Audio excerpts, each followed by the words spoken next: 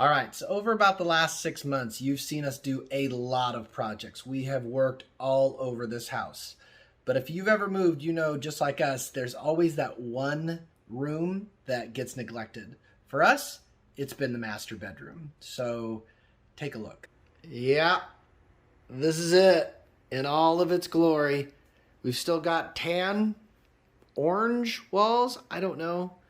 Boxes everywhere, things that we don't quite know where it will go, things that still need to get done for future projects, pictures, and glorious, glorious drapes. Here's the plan. We are going to take this wreck of a room and we are going to make it over. First off, we're going to get it cleaned up. Secondly, take a new look at these walls, and then we're going to take this wall and we're going to completely redo it. So by the end of this video, we'll have a master bedroom that's not embarrassing, but pretty awesome. So stay tuned. Thanks for coming along on the journey.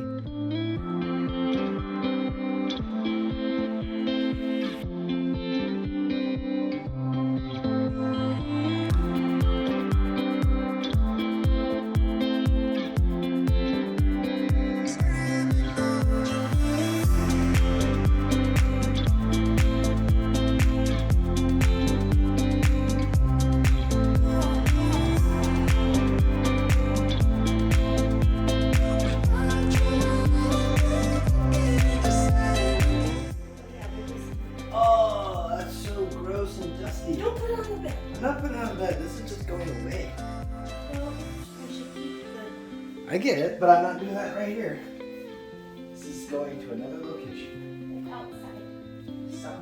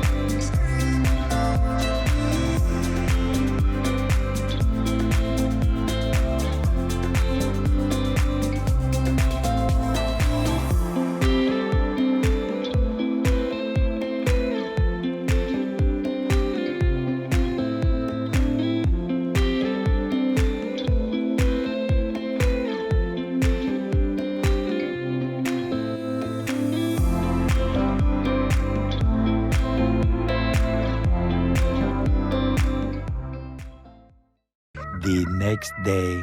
All right, so I just want to take a few minutes to talk about board and batten. What is that? How do you do it? And what kind of woods do you use to make it work? First off, board and batten, if you go to any Pinterest site right now, is a super popular way to spruce up a wall in a room, a hallway, a bathroom. Give it a little flair. It's not shiplap, it's more of any kind of really geometric design that you can come up with. It is a cheap, easy way to just honestly give the room a little extra pop. When considering what woods to use for board and batten, you do have a few options that you can find at a lumberyard or a big box store. The first option is going to be using solid wood. You've got oak, this is a piece of poplar, you've got pine. I like poplar in this application. It's a little softer wood, plus it's way cheaper than oak. It's got a smooth grain, but if you want knots or more of a rustic look, you might want to go with pine. Pros of using a solid wood, well, it's just that. It's a solid wood. It's a nice piece of material to work with.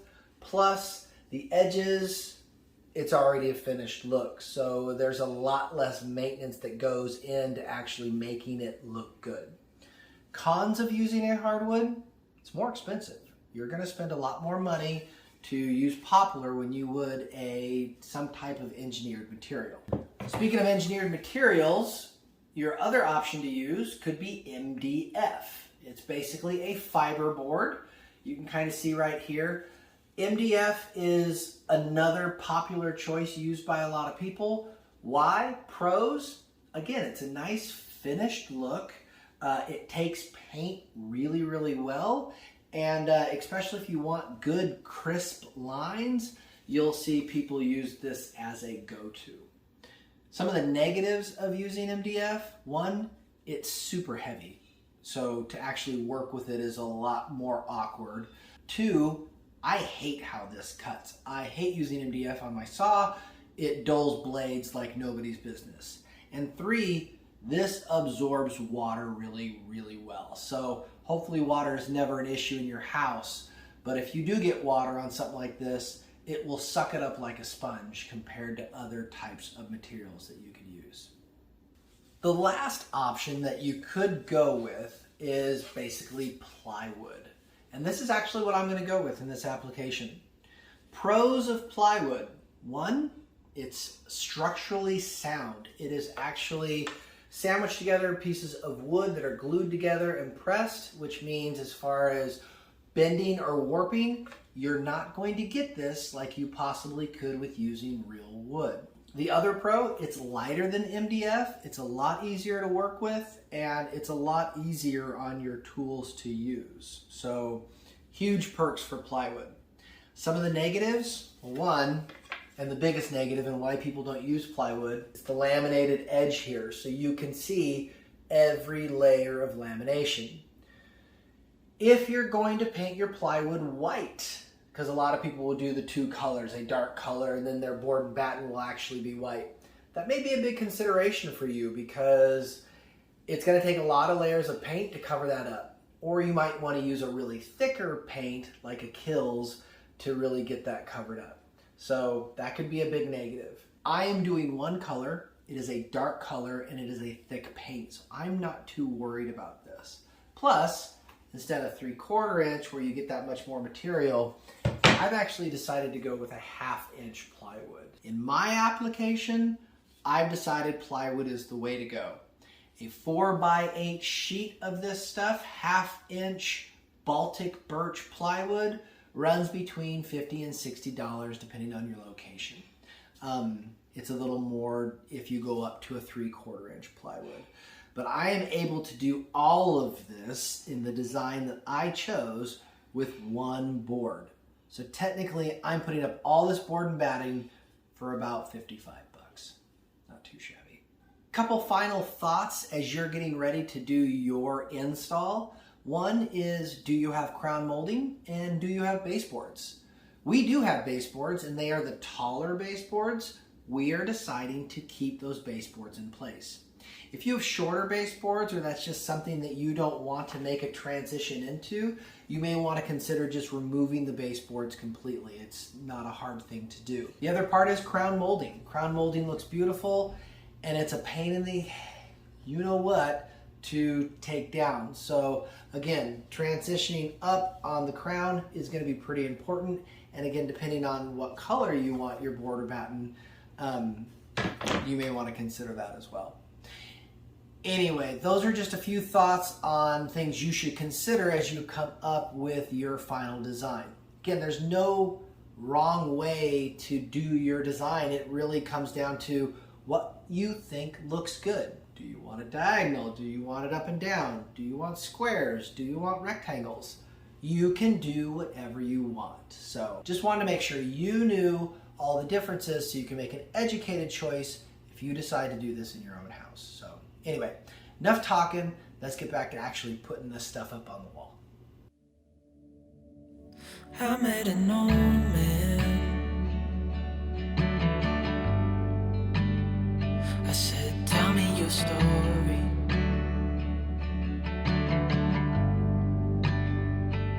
He took out a notepad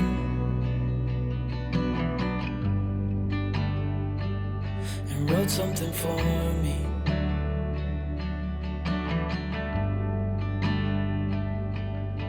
Then he kept walking on down the road, and I watched him disappear like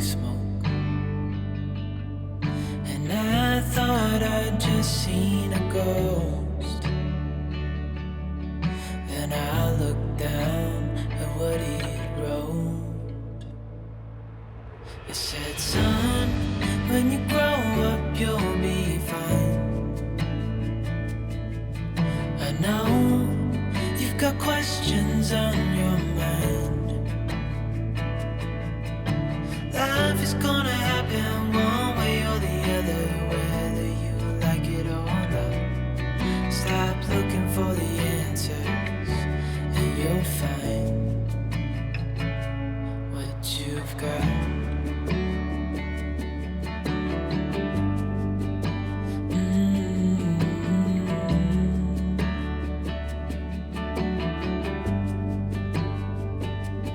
I met a young man,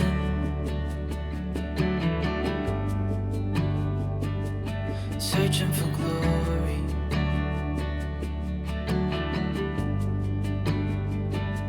I took out an old pen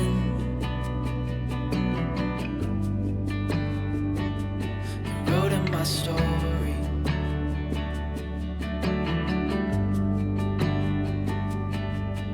Then I kept walking on down the road. All right, well, all the holes have been filled with wood putty, and the whole thing has been caulked. I was admittedly a little bit sloppy with that, a little bit careless, and just kind of went quick. But this is one of the perks of doing one color over two. I didn't have to be as careful because it's all going to get painted. If you were going to do a, say, white on another color, you know, you might have to be a little bit more careful and really do a good job taking your time when you are caulking all the edges. But this phase is done. Now it's just wait, dry, and paint. When your time is up, it's time to go. I pray he reads what's on the note and takes to heart what I wrote. I said, son, when you grow up, you'll be fine. I know you've got questions on your mind.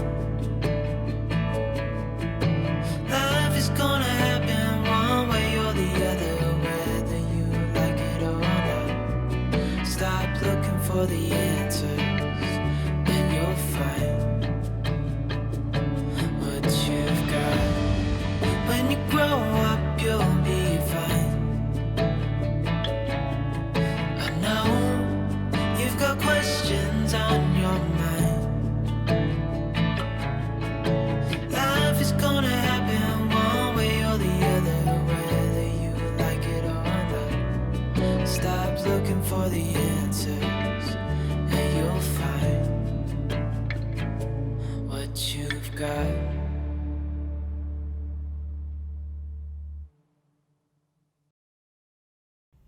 All right, well, in about a week's worth of work, here we are, the final product. Oh, I'm very excited.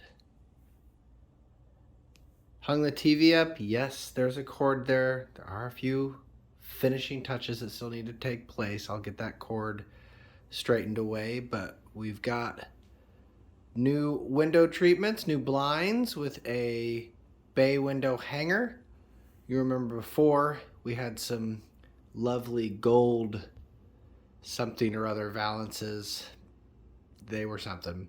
But yeah, so now we've got new full-length blackout curtains. So those are lovely. And then the most important part, our new little accent wall. The paint color is legendary gray, which is fun. Couple spots might need a little touched up, so that is something to take a look at, but we are really, really excited. I think the gray, the contrast of the light gray looks so much better with the dark over the gold or tan or whatever color you wanted to call that. This wall, pretty easy to do. It is a 16-foot long wall, about 9-foot tall ceilings. The slats that you see up there, they are 4 inches wide. So the design we chose was one simple horizontal slat about 2/3 of the way up. I didn't exactly measure, I just wanted to make sure it was level. And then we provided a border around it, but kept in the baseboard as well as the crown molding, which I think was totally the right decision. So it frames it in really, really nicely. Overall, cost-wise, the paint plus paint supplies, that was about $150. The wood itself, full disclosure, I do those 3 tiny little horizontal pieces. We're a little bit extra, so a little bit on top of a full 4x8 sheet, so I'm gonna call it $65. And then the window treatments, we actually found these bad boys on Amazon, and all that was only about $75. So overall, not too shabby. I think it was time well spent.